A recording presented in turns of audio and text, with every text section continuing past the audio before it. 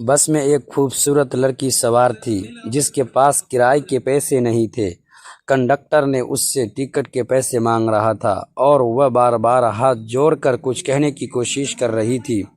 बस में बैठे लोग उसे घूर रहे थे। कोई हंस रहा था, कोई ताने मार रहा था। कई बार बार मुड़कर उसी को बस में बैठे लोग बार बार मुड़कर उसी लड़की को देख रहे थे। किसी की नज़रों में तरस था तो किसी की आंखों में सवाल, लेकिन ज़्यादातर लोग उसे ऐसे घूर रहे थे जैसे उसने कोई बड़ा गुनाह कर दिया हो। लड़की की उम्र मुश्किल से 22 से 23 साल रही होगी।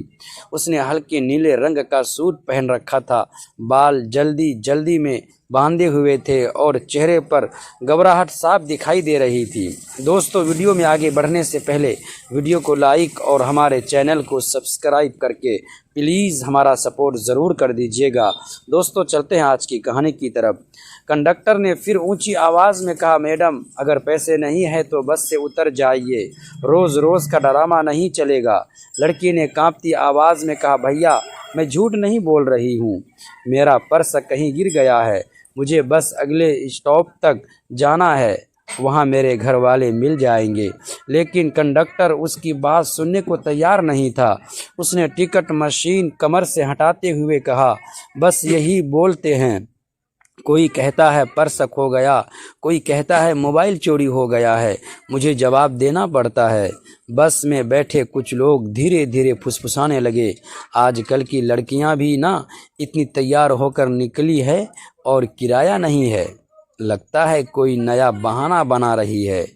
लड़की ने शर्म से सिर झुका लिया।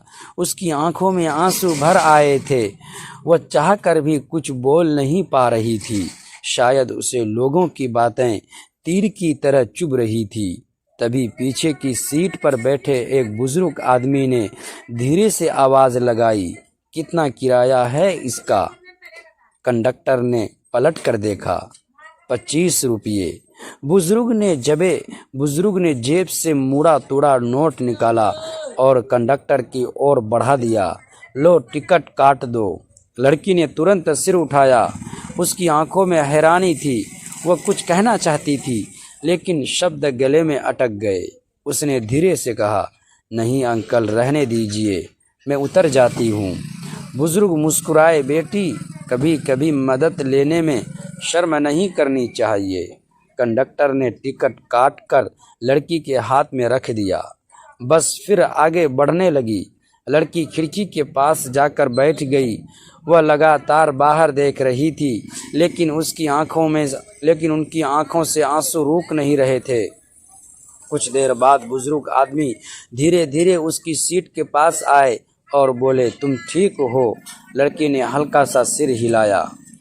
कहाँ जाना है तुम्हें? लड़की ने धीमी आवाज़ में कहा, मुझे सिविल अस्पताल जाना है। कोई बीमार है? उसने एक पल आंखें बंद की और बोली, मेरी माँ, सुबह अचानक उनकी तबीयत बहुत ख़राब हो गई। मुझे फ़ोन आया तो मैं जल्दी में घर से निकल गई। रास्ते में शायद पर्स गिर गया। अब अस्पताल पहुँचना ज़रूरी है। बुजुर्ग कुछ क्षण चुप रहे। उसके चेहरे पर गंभीरता आ गई। उन्होंने कहा, चिंता मत करो, बस ठीक होगा। बस धीरे धीरे भीड़ भरी सड़कों से गुजर रही थी, मगर लड़की के लिए हर मिनट भारी था। वह बार बार घड़ी देखती, होंठ काटती और भगवान से मन ही मन प्रार्थना करती। अचानक बस एक झटके से रुकी। लड़की के बाहर देखा, अस्पताल वाला स्टॉप आ चुका था। वह जल्दी से उठी और उतरने लगी। उतरते समय उसने पीछे मुड़कर बुजुर्ग आदमी को देखा। अंकल, आपका नाम? बुजुर्ग मुस्कुराए, नाम से क्या होगा बेटी, कभी किसी और की मदद कर देना, वही लौटाना होगा।